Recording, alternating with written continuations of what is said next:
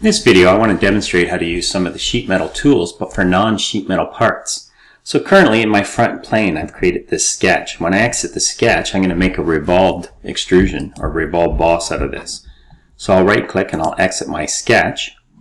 The sketch is highlighted and I'll select the revolved boss base. And what I want to do is not go full 360 degrees. So there'll be a small slit here. So for the angle, I'm going to put 359.9 degrees. I'll accept that, and that creates, I'll just turn on shade it with edges, this little slit through the part it doesn't quite meet, and this will allow me to flatten it out at a later date. Now that I've created this part, I'm going to switch to this sheet metal tab, and I'm going to convert this to sheet metal. To do that, I'm going to select this edge here, and then I'll select Insert Bends. So it sees my edge.